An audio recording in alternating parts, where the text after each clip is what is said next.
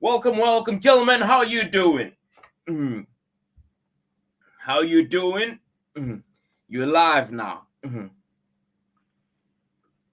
Okay, Mm. How is it going over there down in Africa, man? Mhm. fine. We're doing fine. We're doing great. Yeah. That's what we like to hear, man.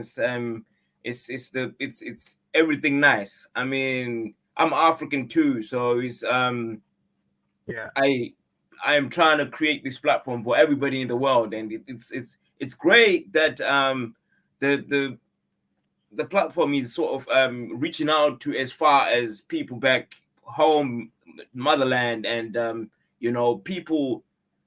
I don't know, but it just seems to me that there's a missing element, and if we as a people could actually show up and say, listen, here's something in this where you can have a conversation and highlight some of the things that are of concern or that are of importance for people to actually pound on.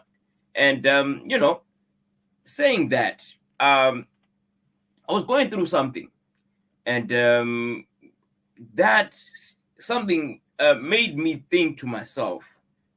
Let me read it to you and see what's your take on it. The statement is, how I wish we all spoke Swahili instead of English. How I wish there were no borders and there was one leader. How I wish Africa could be the workshop of the world alongside China. How I wish for a real African development bank focused on African infrastructure and long term ambitions to conquer space. How I wish there was a 45-year-old African whiskey made by Africans. What do you think of that? Yeah. Uh, it's gonna be a great one because Africa is blessed. It's Uh huh. really blessed. Africa is blessed because from here we had great people who are really going out, and Africa has blessed people. And if they can accept this to come back and develop the system, I Mm-hmm. believe Africa, the banking system are failing now because they have lost some of their best senior developers. They Mm-hmm. all traveled out. They've all traveled out where they could see good offer because Yeah. right here there's no offer for them. They don't value them. That's why you see the banking system, their softwares are failing now because the best of the software developers they have, they pay them less. And these guys see outside there, they see they value them more high. Uh, They get offer, they move. they move. All So right. they move, and it's very not good at all because out there they call us the best, the giants of Africa. Mm-hmm. They call us the giant. Nigerians are called giants of Africa, but all our best ones are going out. So how can we develop our country or the continent Africa now? That's the It's a thing, really though. So that's the thing, though, because I question some of the things that are happening. What would you think about the leadership? Because uh, the leadership. I mm, think from my country, Nigeria, I think mm, we're praying for revolution to take place mm, because leadership has really messed up things. They failed our birthright. But we were, as a youth upcoming, we wouldn't uh-huh, look that aspect. They're failed. Yes, they're failed, but we have to stand up as a youth, as the upcoming generation to correct their mistakes, mm-hmm, not to set our birthright again. I believe from mm, beginning there was mistakes have been done from the scratch, but we can correct the mistakes again. So I think uh-huh, it's high time for you, we the youth, to understand the fact that these leaders have failed fine, but we have to correct what their mistakes. We are here to correct their mistakes, mm, not to still judge them. Some youth every day wake up, our government is bad, no, that's an option. It's not an option. mm, The option now is to where did the government fail? Let's fix it. Where did they uh-huh, fail? They failed in this aspect. How are we going to fix this? How are we going to solve what the mm, problem they've created already. That should be what we should be doing as a youth now. Because for me, the mm. government has failed, but I can't use that opinion and say the government has failed, and I want to join the crowd and say, no, there's nothing I can do. No, I can do something. Mm. So, So I was just thinking along those lines. What if say knowing technology, what if we had a voting system where one is able to vote, like go to a ballot place, and then there's a machine that allows you to put your fingerprint on, and then allows you to click on the party that you want to vote for, and then the party that you want to vote for, or the president that you want to vote for, and then that is already transferred to a sort of big screen somewhere, maybe in the capital CE, where you can actually see the votes as they come. yes, it will be very, very interesting because there we get the right people who are fit for the right for the position. Hmm. Because the system is corrupted. When the manual voting they do is corrupted. The system is corrupt. So I believe still and still, if the technology they can come in to build such system, I could we could use the blockchain system Hmm. for voting to build a Okay. DApp application. DApp application means decentralized application where you know where the system gets corrupted on the manual voting is based on the data. They manipulate the data and Hmm. change figure and make it impossible for the right people to win. So I believe if we could, as Africa, build a system, a voting system, in particular, on a blockchain. And what is a blockchain? A blockchain is a decentralized ledger of data where Hmm. the system, you build a system where the developer himself can't cheat the system. So Hmm. the data are public.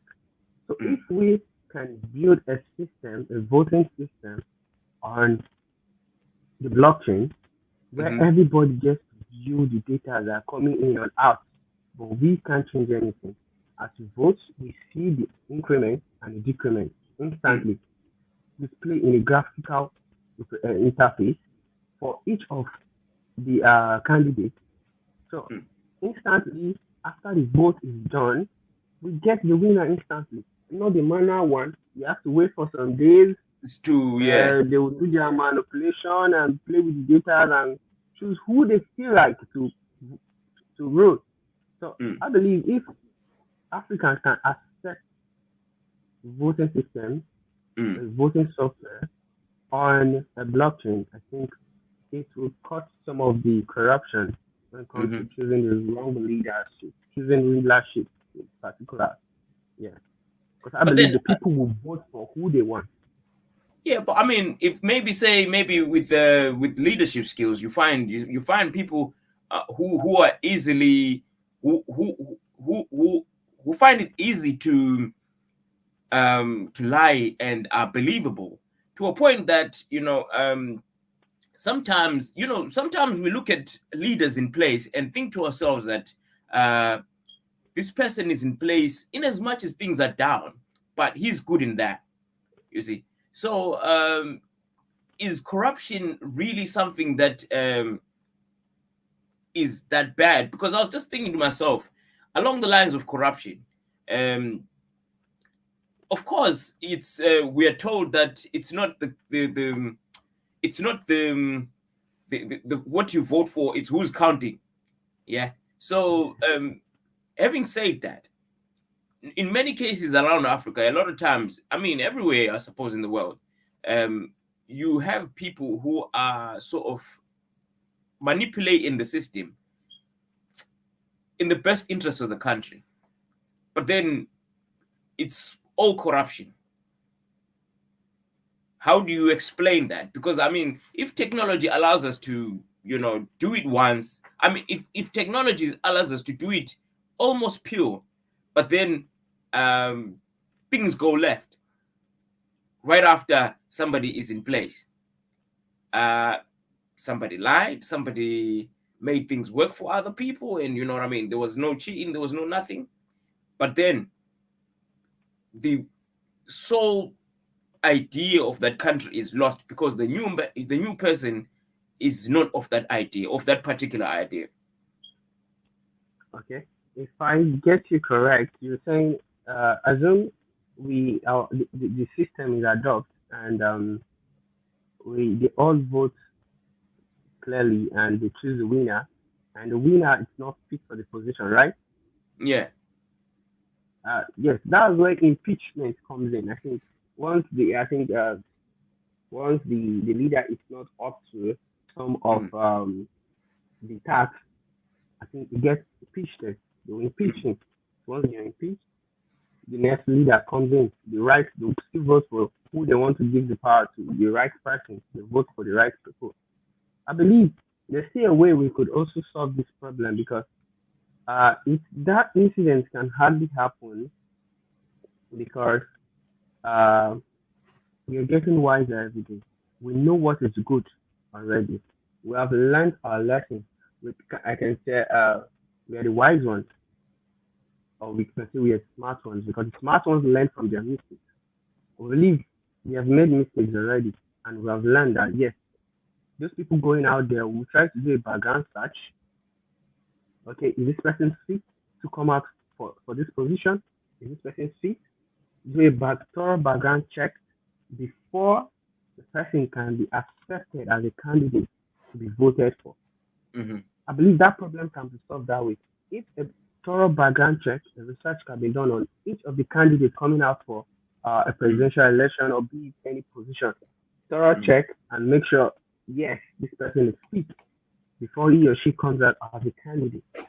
mm, So if the background check is done and it's selected, it passed, and it's what's coming out for that position. So I believe from there, the youth already know what they want already. They know the history of this person. They know what he has done in his past. They know what this one has done in his past. They know what, so they can now know who to vote for. So they don't vote for someone that's not fit before it becomes issue of impeachment. Before you mhm. start talking about impeachment, so it's good they do a background search for each of the candidates coming on board for voting for any electoral position. So they have to do a background search and say, okay, you're good for Mm. this, you can go, you're good. So before they start voting for them, I think if that is done, I think we can avoid people that are not fit for certain positions. Okay, we'll just go on a short break, then we continue this conversation. So Okay, this voting system, I told you already, if you can engage the voting. One important one I love about this voting system, we need it in Africa. If our government can accept it, so energy consumption contribute to energy very well. And if it's money laundering and personal responsibility. So for full details, thank you.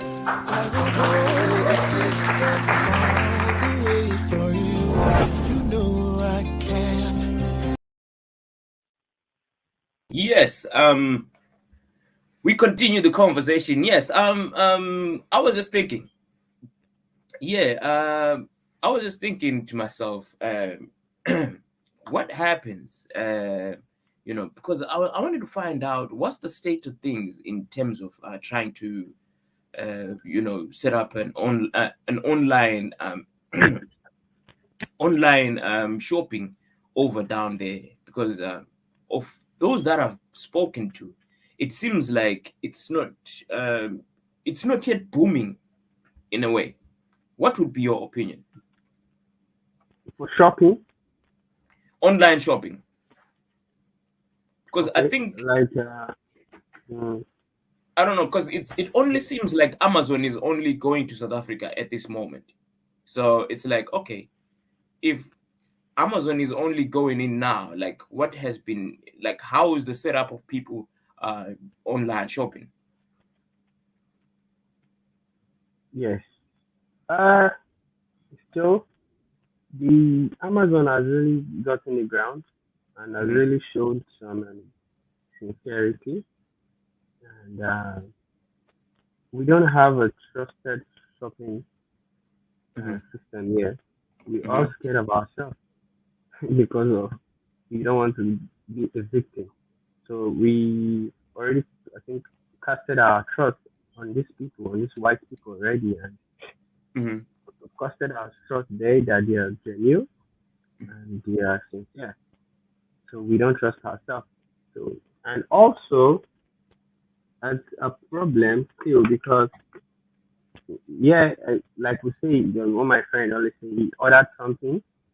What you ordered versus what you see online on some of that shopping. Mm-hmm. It's not what comes to you when you see it Uh-huh. physically. So they Yeah, but get to models, yeah, they get to make these things look beautiful, and once you get it, yeah, like physically, it doesn't look like it at all. So it's one thing. So if I'm the one, I want to start a big company and I need to order in bulk. Trust me, I'm not going to order from. I'm not going to order because I'm not ready to risk it. So I Mm, rather order for a company that I know, yes, this company has name. Anything happens to my, nothing can happen to my money, and I mm, know they can stand for it. Yeah. yeah. So I believe if we could, for online shopping, we need to be sincere, grow in sincerity first. Some of these little platforms, they are not trying, they are not showing good examples. So if you come up to be sincere, takes it takes a long duration of time for you to win the market. Mm, So if they could, these upcoming ones could be more sincere, show more sincerity on you having an e-commerce store, please show more sincerity on your customers. Don't upload products you know that once you deliver, it doesn't look like what is online. It doesn't make sense. It doesn't make sense. So I mm, think, and also delivery time. If mm, you could able to deliver in time, you say this date and that's the date you're delivering. Wow, that's a very good way. mm. Also, a market strategy for you to win the market. So I think that's one way we can do to solve this here, and also start our own kind of Amazon too in Africa. Yeah. So someone I think there's now a system where you can pay at delivery. So I was sort of in yeah, in some, I think South Delivery Africa, fee. in South Africa there's a company that delivers. You pay, you order online and then you pay at delivery.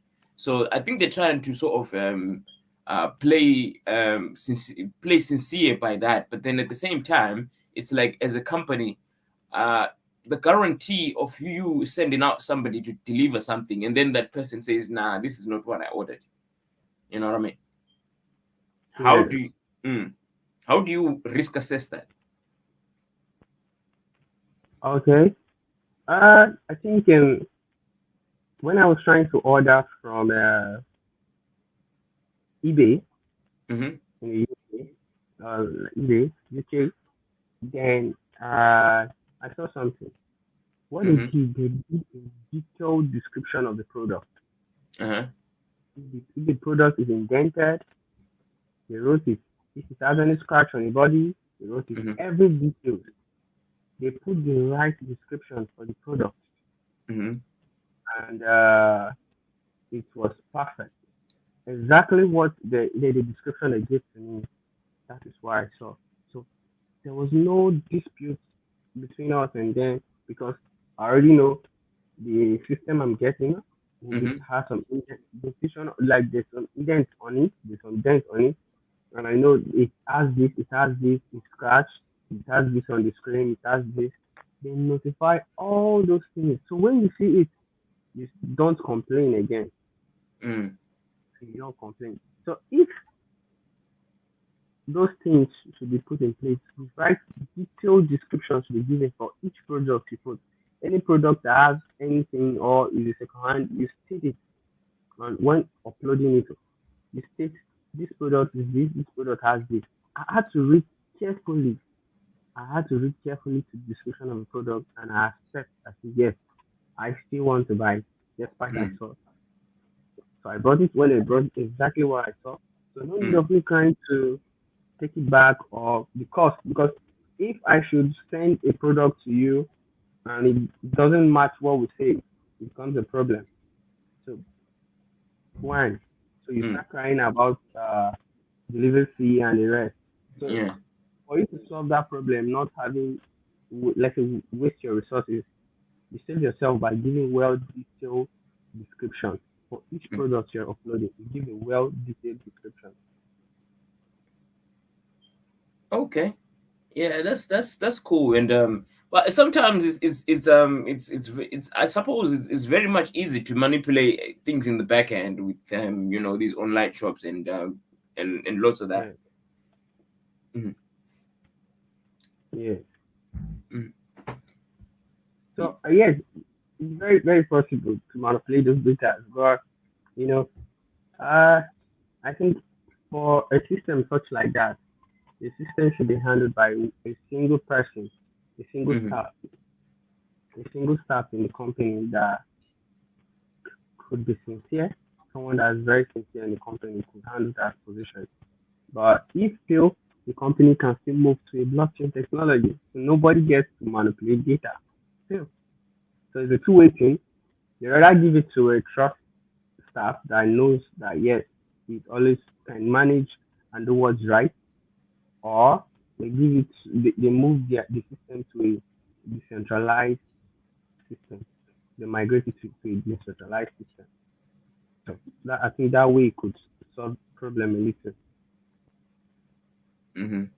Yeah, it could work. But then on the other end, if only one person is in charge of it, its efficiently if its efficiency might be sort of hindered, because when you want to do something, you sort of as a user, when you want to do something and then there's a problem, someone cannot rectify that problem because you are waiting for that one person who, you know what I mean. Yes. There's also a way I think adding staff to the system to various technical units. Maybe if the complaint is based on sales, Hmm. there should be a technical person in charge of sales that gets all the reports or all the problem they're facing on sales. And if the problem they're getting is based on payment, my payments wasn't successful and I get deducted. Okay, there should be a technical personnel that is in charge of that already.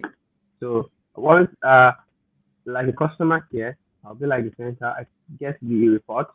Oh, this is technical report. It belongs to payment personnel. I'll send it. I'll channel the chat to Hmm. the sales personnel. If it's a let's say another kind of problem, I channel it to this particular person. So at least there'll be a division of labor that way. I believe that one will be very fine. Hmm. I suppose. Yes. And yeah, it could work in a way. And that and so I want to think that when you have these say donations, you see how with the stuff like GoFundMe and how the way it's set up, it's like a lot of people do not know and do not understand how ultimately GoFundMe has a charge that they make in terms of the overall amount that you've made of the situation. And it's sad like that because in as much as you are setting up something, you are hoping to get something out of it, but then it appears as if everything is going to be pure and clean. But that's the way things go at the end of the day. Mhm. Okay. Yes, people misuse the platform to do some fraud attitude, right? Mhm. Yes, the I think as of last year we and my friend was talking of building a platform that could assist students for fun. So if there was a problem there, the judges What told was the him platform supposed to do? create funds to support students, fund students who don't Okay. have uh, can't able to pay the school fee and the rest. Mhm. So one of the judges asked him a question. He said, uh, how can we know these people are real? They don't have money genuinely. How can we know these students are real? They don't have money genuinely. They're Mm-hmm. actually not lying.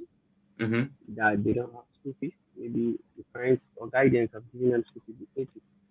So he said something. He said if some of these funding or crowdfunding can have agents to himself now, he said if we they could be an agent for institution, each institution has its own agent.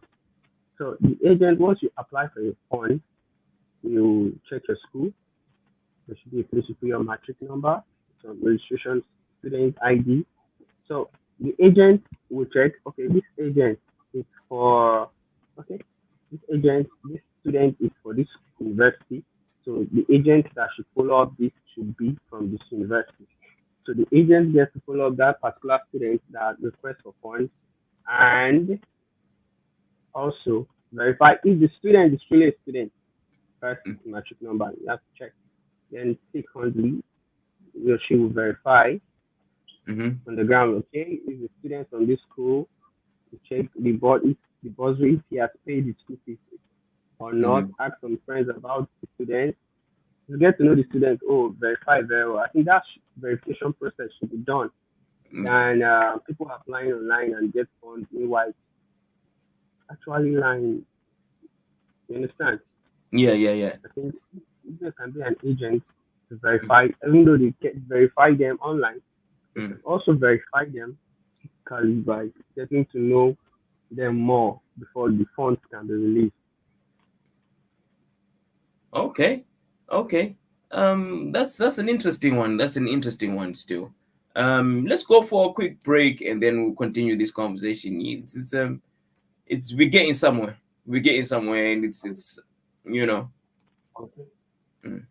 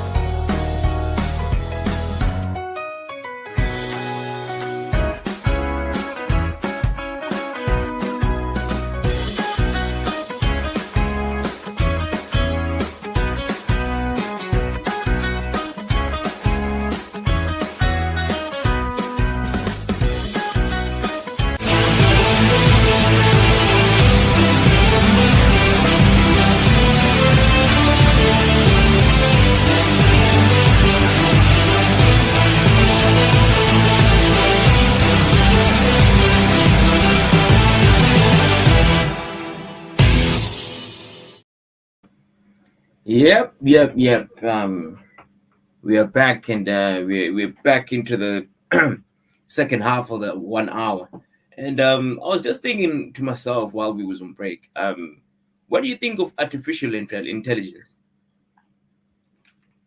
Okay, AI. Mm-hmm. Uh, AI, artificial intelligence. It's can I say the future? my friend, my friend said artificial intelligence is the future. AI is very. It's going to solve much problems. Still, Mm-hmm. everything that has advantage, it still has your own disadvantage. Mm-hmm. So AI is going to really help. It's really helping already. It's going to help the world, and I can say in the future. Mm-hmm. So because there are much things that are going on. Of recent, Google is, is building an AI that will Mm-hmm. really like a personal assistant. They're going to embed on Android phones. I think it's yet to be launched. They're still using this data. Guess where they are getting their data from? All the search you do on Google, Yeah. all the all the search you do on Google and everything, they're feeding this data to the AI. So the Mm-hmm. AI could able to do many things and also assist humans. I think they'll be going to be launching it soon. I think for Android. Mm-hmm. So just like the way iOS have Siri, very soon we'll be having one for Android soon. Mm-hmm. Yeah, so Yeah. artificial intelligence is a very good one. It's a Yeah. very I good mean, one. but then to understand that some of your data that you input into these sites is sold to other companies so as to try and market your thing. So you look at it and think to yourself, you know how it says when you go online and then it says, do you accept the cookies and stuff?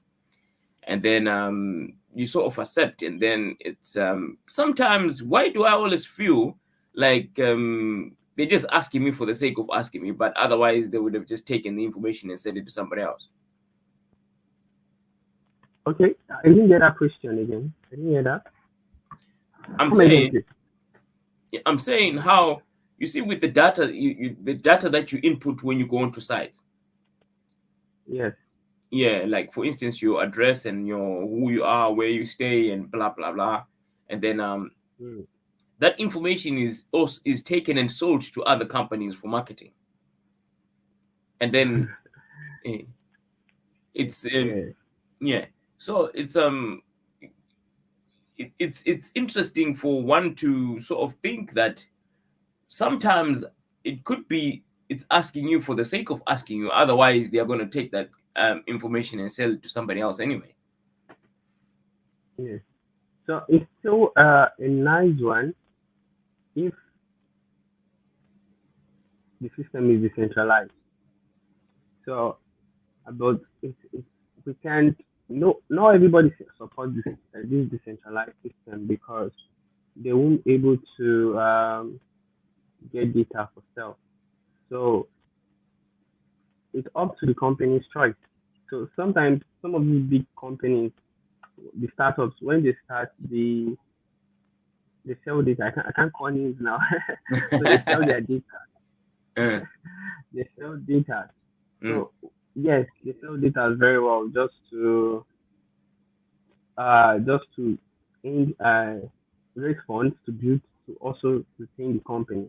So mm-hmm, yeah, they sell data. But the way you can also prevent some systems like that is when the system is decentralized. mm, So decentralized system, there's no way. It's only centralized systems that can able to get data. mm, So if I said, okay, if you want to stop people getting people's data, okay, let's accept decentralized systems. Let's build systems on any of the blockchain network. And you see, data, so not no much data will be shared around again. mm-hmm. Yeah, yeah, that sounds like information that's interesting and something that one could ponder on, because yeah, it's somewhere out there, and it's it could work, you know. But those are the things that come with data, because I think now we're in a world of information, and with the if you're lost, if you're less informed, you're probably going to be the less, I mean, you're going to be the person with less information. You'll probably be in a less position than somebody who has more information in society. And I think it all centers around the internet, because the internet has the information. So with less internet, it's hard to access some of the information that's out there. So it's I wonder what's the setup is like when it comes to data, the actual data for surfing. How is the situation like in Nigeria? How can is it simple to Data get? management. No, not data management. The actual internet. Is it? Can Okay. you? Is data affordable to buy for an ordinary person? Data is in Nigeria. Mm, Those times I normally get data. It's very, very, very, very, very, very expensive. I think it's even mm. more cheaper. It's more cheaper in the UK than in Nigeria because I think in the UK I did some calculation. Okay, in a month Mm, you spend more than 10,000 naira on data in mm. Nigeria, but in the UK you can just spend 10,000 naira just to subscribe for a month, just to pay. It's like Ah, equivalent. that's a good. I'm comparing the naira rate now. Just say 10,000 naira you're using data free for a month. But in Nigeria, it's not like that. They'll say unlimited, but it's not unlimited. Yeah, it gets to a point where you start wondering, like, there was I was on holiday down in back in my country, and I bought data, which I was told it was 8 gig or something, and then it stretched. Well, it went good for a while, but then you sort of forget that, you know what I mean. You're doing all these downloads, and you're going through all this internet. You're going on YouTube where the bandwidth is actually more, and all sorts. And you Yeah, know, it's very expensive. It's very expensive in Nigeria. It's very, very expensive. but people will still buy Of course, you have to buy. You can't survive. Just they said it. data is oxygen. Data is oxygen. Just like, just like the way, just like the way we can't survive without oxygen as humans. Same way Mm, you can't survive without data. mm. Here's my friend say data is oxygen. So same way you can't survive without data. You can't, You need you data. can. Mhm. Everybody needs data. Yeah. So somehow what I also want to know is there's a conversation though that says because the way the Nigerian music scene is set up, it's sort of make it's global now. So the conversation there was the challenge is uh music is on iTunes and music player and um, all these streaming companies. So for musicians to actually earn money, they need to put their music out there for people to access it from all over the world. So in Nigeria, because you find that sometimes artists are failing to reach to their local people because of the idea of data. They cannot um, have access to those platforms that are playing the local music, or because everything is now online. But then they've got you know a fan base that's worldwide. And there's also the conversation where a lot of people prefer to use Android than iOS, and along those lines. So what's the situation like in Nigeria? Are you saying this is the norm, or maybe there's something else that's in addition? Okay, I think Nigeria, okay, over the years it started with Android, but now iPhone is high now in Nigeria. I Mm. think they have like users for iPhone, the rate is high. You can't compare it back like 5 years back where Techno started producing some phones, Android phones those times. Then Android users of Android were high in Nigeria, but of course now I think the high rate of users of iPhone than Android in Nigeria. And also it's very expensive. I think before it came out, it was very expensive, but I think everybody can afford an iPhone now in Nigeria. Everyone. I don't know how Mm. to get money, but like major like 60 to 80% of people could are using iPhone in Nigeria. From the estimate, my research have been like 60 to 70% of people are using iPhone. Mm. Well, is it like Yeah. when you say people can afford iPhone? Are we talking iPhone 13, or we saying iPhone 10 or 11? Or when yeah, I think not the latest. The Mm. latest are for the big men, the so-called big men. The big man, yeah. Yeah, Yeah, all right. Yeah. yeah, the big men who love technology use the latest iPhone. Mm-hmm. The youth who are still working Mm. use the lower ones that are not that big yet. So it's like a class, it's like Mm-hmm. a class. So they Ah. keep working hard to get more money, so they will change, they Mm. will upgrade, they will upgrade. They keep doing the upgrade till where they get to the big Mm. man themselves. They become big, they start getting big ones. Yeah. Yeah. It's an interesting one, man. We're just gonna quickly go on a break and then come back and continue this conversation on the uh Mm. on the last quarter of.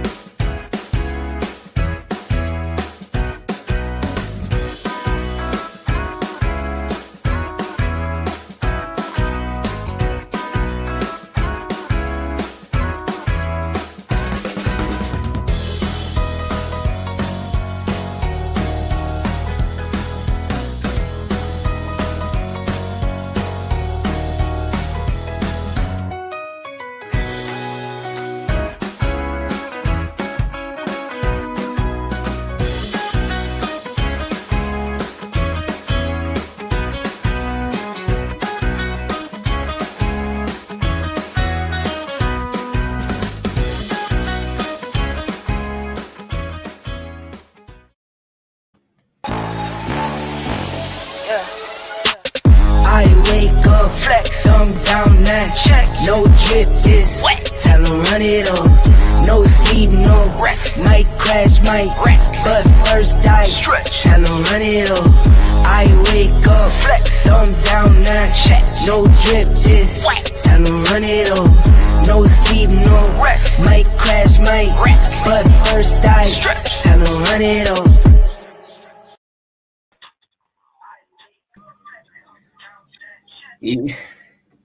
Yep. We are back on the last quarter of the Lunch Match Show. We're hanging out with Michael Ejeh, all the way from Nigeria. Yeah, Welcome. yeah, man. Let's talk about some of that Nigeria, man. It's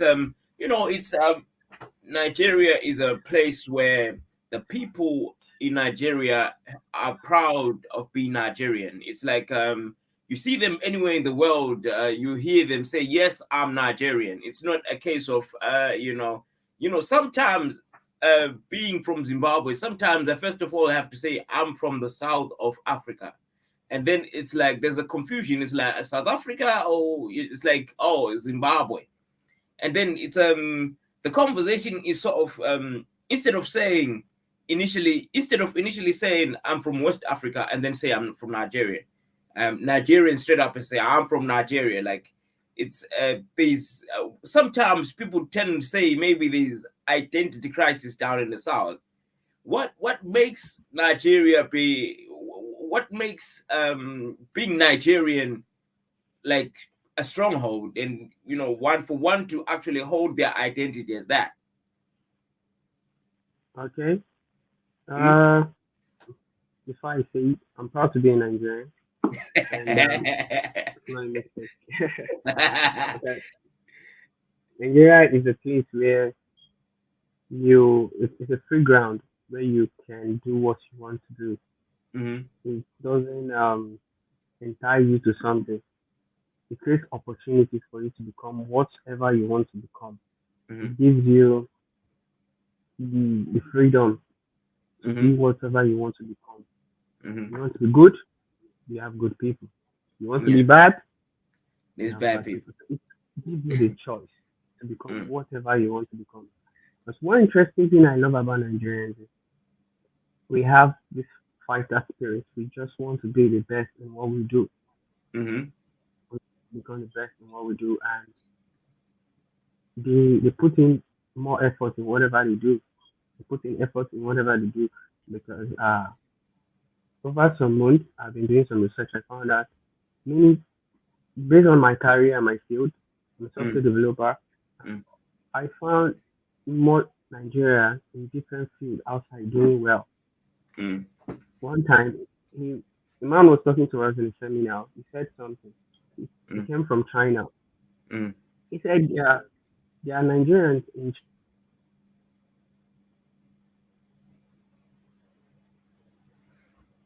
Yeah, I suppose maybe there's a technical error in terms of data.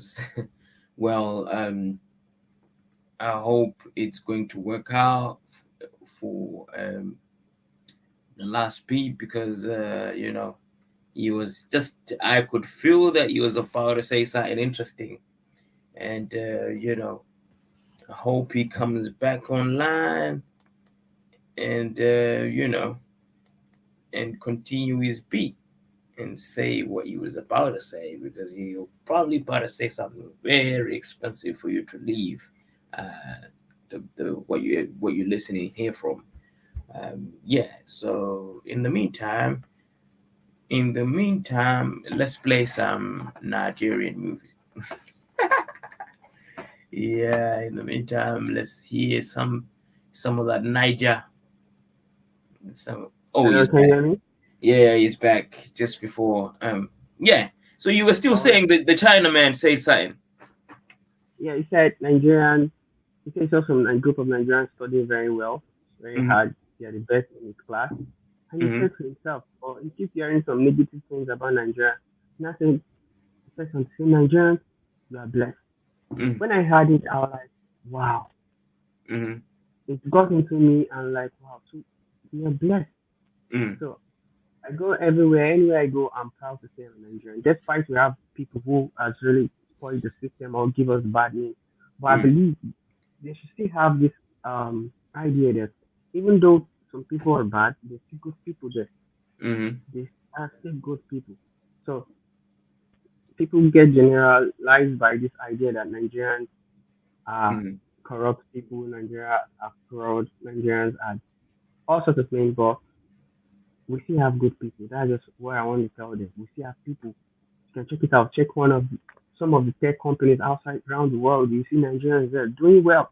Yeah, So, yeah. like I I mean, said, if you look at it from that perspective, there's the Gatwick over here in London is owned by a Nigerian, and then Dangote is also a well-known big guy, and yeah, these big people from that place. So it's a reflection of the good side of things, but it's sometimes the stereotypes come along. I mean, the negative things come along because you can never be perfect.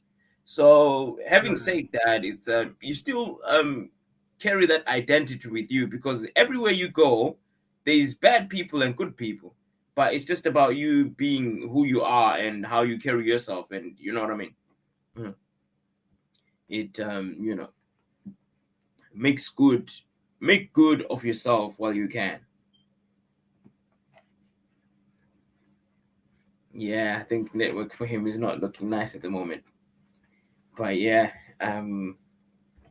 it's been a lovely one still.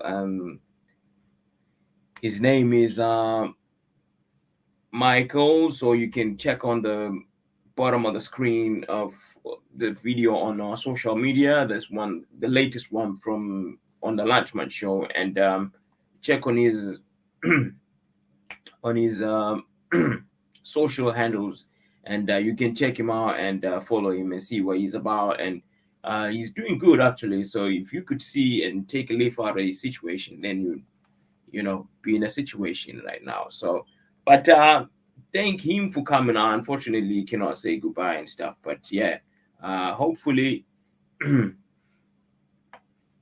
hopefully, word out there is gonna be clear that this man is doing things, and you follow him and make him sure that show some love, and some things that we are out there in search of information. So let's go out there and get for information, and we want some data. That data is needed for us to continue going forward. uh, Live life to the fullest, people, and shine your light. Let's get it.